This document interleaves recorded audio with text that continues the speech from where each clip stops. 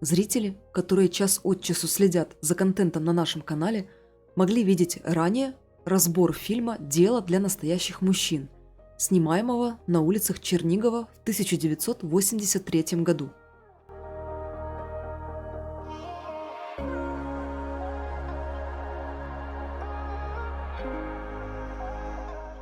Для тех, кому интересно данное видео и кто его еще не видел, размещу ссылку в описании. В продолжение темы кино, где запечатлены виды черниговских улиц из далекого прошлого, стоит вспомнить фильм 1979 года под названием «Дождь в чужом городе». Стоит отметить, что кинолента является экранизацией одноименной повести писателя и сценариста Даниила Александровича Гранина.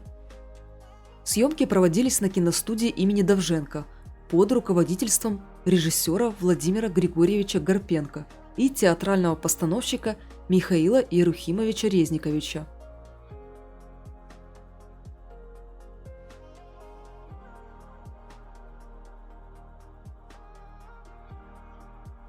Сюжет фильма состоит из душевных мытарств главного героя между двух женщин, женой в Ленинграде и любовницей из провинциального города, где ему пришлось работать по долгу службы. Папа подойдет, не вешайте трубку.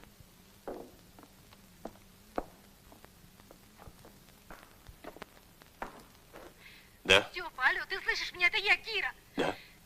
Степа, это я, Кира. Степа, ты слышишь меня? Не беспокойтесь, Анна Петровна. Я не Анна Петровна, я не хочу быть Анной Петровной. Степа, когда ты сможешь приехать? Нам надо увидеться, слышишь? Обязательно увидеться.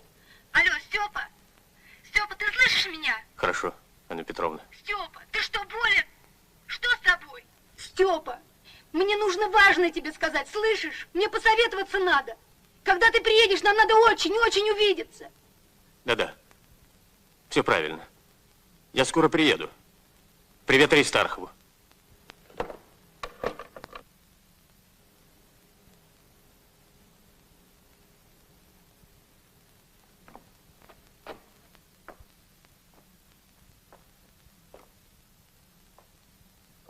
Кинолента берет свое начало с момента проводимого рабочего совещания, на котором присутствует инженер-приборостроитель Степан Никитович Чижегов, и коего руководство планирует отправить в город под названием Лыков, где опыт оного должен пригодиться для помощи коллегам, так сказать, соратникам по труду.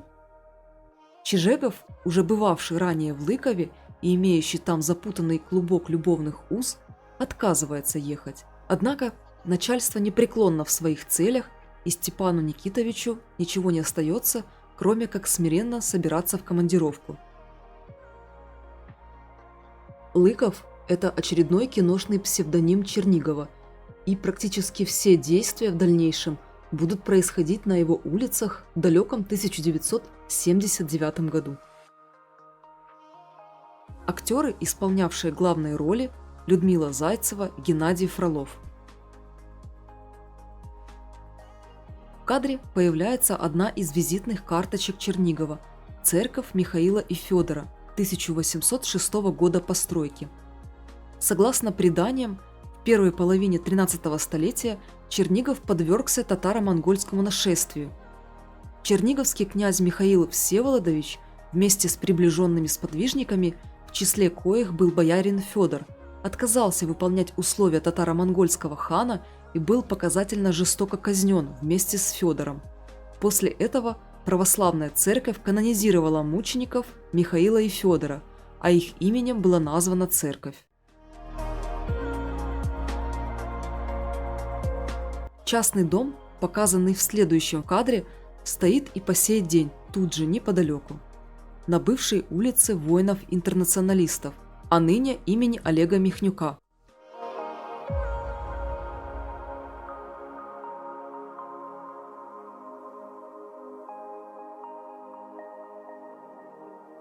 Драматическая сцена между Кирой и Чижеговым разворачивалась на Красном мосту, совсем рядом с двумя предыдущими эпизодами.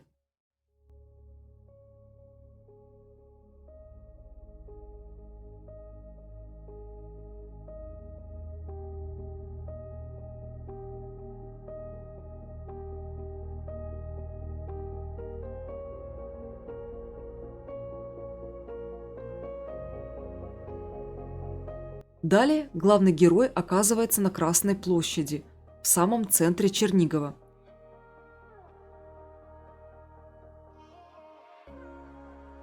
Здесь присутствует еще старый вид локации до произведенной реконструкции 2019 года.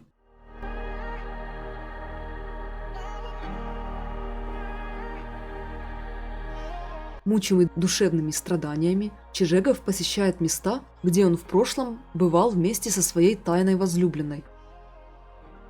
Благодаря этому в кадре появляется современная Черниговская филармония. Это старинное великолепное зодческое произведение было построено в начале 20-го столетия и являлось зданием Николаевского епархиального братства.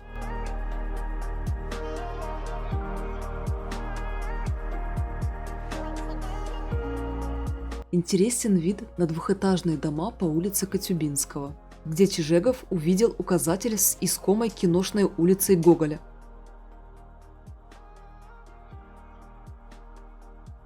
Нынче здесь уже не сыскать телефонной будки. Я не уверена, была ли она здесь и вовсе.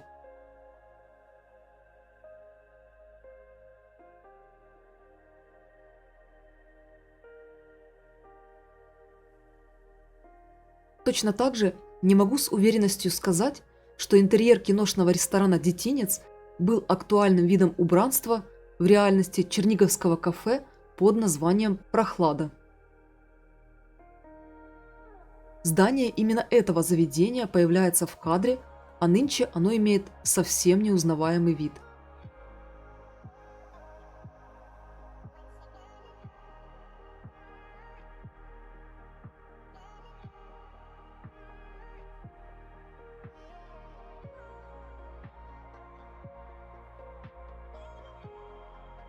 Однако кафе «Детинец», тоже реально существовавшее, находилось в другой локации Чернигова, а именно близ вала. К сожалению, и «Прохлада», и «Детинец» ныне уже более несуществующие заведения. Буду рада воспоминаниям зрителей, в особенности относительно устройства помещения, показанного в фильме. Съемки фильма «Дождь в чужом городе» также проводились в городке Козелец Черниговской области. В кадре появляется одна из главных достопримечательностей Козельца – церковь Рождества Пресвятой Богородицы. Потрясающий архитектурный комплекс строений второй половины XVIII столетия, состоящий из собора и колокольни. Как вы успели заметить, мы находимся в поселке Козелец, который является частью киношного города Лыков. Здесь безумно красивые архитектурные композиции. Церковь, колокольня. Но нюанс, на который хотелось обратить внимание, это то, что вот эта вот центральная часть города, которая в фильме дает вид на церковь, нынче застроена коммерческими предприятиями. И поэтому подобрать похожий ракурс, как в фильме, когда из центра можно увидеть колокольню и церковь, уже является проблематичным из-за обилия вот этих вот пестрящих коммерческих учреждений, там, магазинов всяких и прочего. Вот. Хочу напомнить о том, что в Козельце расположена Покорщина, архитектурный комплекс строений, видео о котором выходило на канале несколько лет назад. Вот и теперь Козелец прославился своим участием в кинематографе. Интересное решение режиссеров, выбравших этот городочек для съемок фильма. И я думаю, это было обусловлено как раз-таки наличием здесь этой великолепнейшей церкви за моей спиной. Не могу сказать, насколько интересным является литературное произведение под авторством Гранина, но фильм получился довольно угрюмым благодаря многочисленным съемкам в темную пору времени и в дождь.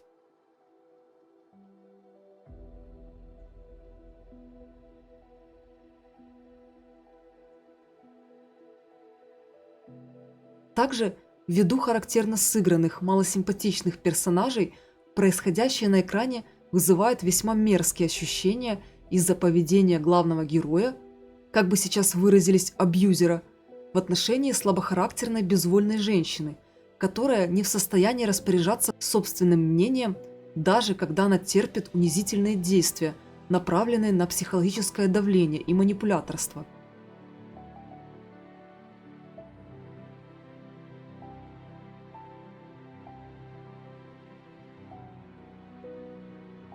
Здесь впору вспомнить произведение Антона Павловича Чехова под названием «Размазня», которая стала основой для великолепной одноименной экранизации Михаила Швейцера 1970 года. Резюмируя словами классика, Ну, нельзя же быть такой кислятиной.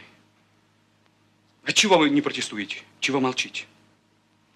Разве можно на этом свете не быть зубастой? Разве можно быть такой размазнёй?